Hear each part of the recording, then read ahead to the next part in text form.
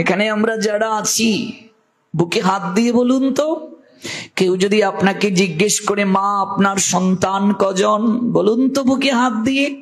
সব সময় কি বলেন? আমার নয় গোবিন্দের দান। কজন আছি আমরা এই কথাটা বলি? অধিকাংশই তো আমরা বলি না, বলে ফেলি আমার এক ছেলে এক মেয়ে, আমার দুই ছেলে তিন মেয়ে, আমরা বলে ফেলি। কিন্তু এমন কতজন আছি আমরা মায়েদের দিক থেকে, বাবাজিদের দিক থেকে কাউকে পরিচয় দেওয়ার পূর্বে ভগবানকে আমরা ক্রেডিট দেই, ভগবানের প্রতি কৃতজ্ঞতা জ্ঞাপন করি যে আমার নয় গোবিন্দের দান, গোবিন্দ আমায় কৃপা করে দিয়েছেন। ভগবান যদি কৃপা করে সন্তান না দিতেন, পৃথিবীতে কতজন আছে গো বিবাহের পর সন্তান প্রাপ্ত হতে পারে নাই। আমি এক জায়গায় পাঠে গিয়েছি, এক মা এসে আমায় প্রণাম দিয়ে আশীর্বাদ চাইছেন, একটু ভগবানের কাছে প্রার্থনা করবেন আমার জন্য, 11 বছর হয়ে গেছে আমার সন্তান হয় না। বললাম ডাক্তার দেখিয়েছিলেন? তিনি বলেন আমি নিজেই তো স্ত্রী রোগ বিশেষজ্ঞ, আমার হাজবেন্ডও ডাক্তার, স্বামী স্ত্রী দুজনেই ডাক্তার, যার বাচ্চা হচ্ছে না তিনি নিজেও স্ত্রী রোগ বিশেষজ্ঞ। কেমন কত মায়ের সমস্যা সমাধান করছেন, ভাবুন, অনুভব করুন। ভগবানের যদি কৃপার প্রয়োজন না হতো, স্বামী স্ত্রীর মিলনে সন্তান হয় এটি একটি পদ্ধতি কেবল, কিন্তু সেখানে ভগবানের কৃপার প্রয়োজন আছে কি নেই? ভগবানের কৃপা ব্যতীত কিছুই সম্ভব নয়। যে ভগবান কৃপা করে সন্তান দিলেন, মাতৃত্ব দিলেন, পিতৃত্ব দিলেন, অথচ তার প্রতি কৃতজ্ঞতা জ্ঞাপন করতে কৃপণতা আমাদের, অহংকার আমাদের কেন গো?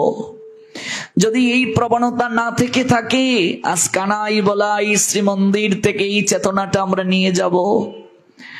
সর্বক্ষেত্রে যেন এই কথাটা আমাদের মনে থাকে, প্রভু কৃপা করে তুমি সন্তান দিয়েছ, তুমি চাইলে আবার মুহূর্তের মাঝে আমাকে নিঃসন্তান বানাতে পারো, বাবা ডাক কেড়ে নিতে পারো আমার নিকট থেকে, মা ডাক কেড়ে নিতে পারো তুমি চাইলে।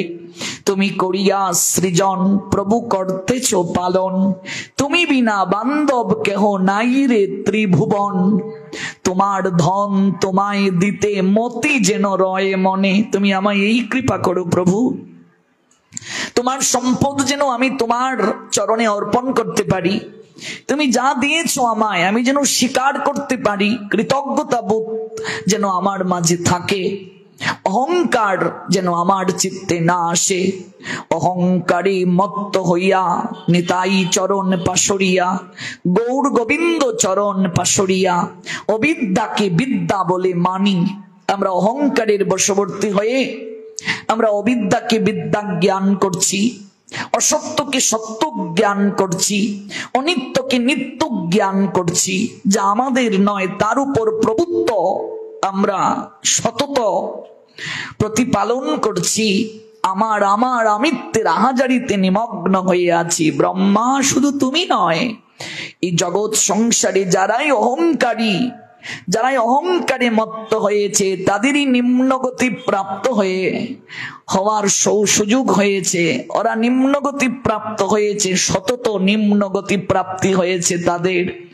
ব্রহ্মা তুমি যে অপরাধ করেছ তোমারও নিম্নগতি প্রাপ্তি হতে হবে। অহংকার মানুষকে নিম্নগতি প্রাপ্ত করে, উঁচু আসন থেকে নিচে নামিয়ে দেয়। এই জন্য অহংকার বোধটা যেন আমাদের মাঝে না আসে। ভগবান কৃপা করে এই জায়গায় বসিয়েছেন, আপনারা আমায় কৃপা আশীর্বাদ করবেন, এই অহংকার বোধটা যেন আমার মাঝে কোনোদিন না আসে গো। 1 সেকেন্ড সময় লাগবে না কান ধরে আমাকে ভগবান আবার নিচে নামাতে, 1 সেকেন্ড সময়ও তার লাগবে না, কিন্তু এই অহংকার বোধটা যেন না আসে। অহংকার মানুষকে নিম্নগতি প্রাপ্ত মুহূর্তের মাঝে করিয়ে দেয়। তার প্রতি যেন আমাদের শরণাগতিটা থাকে, ভগবানের প্রতি যেন ঋণ স্বীকার এই ভাবটা আমাদের থাকে।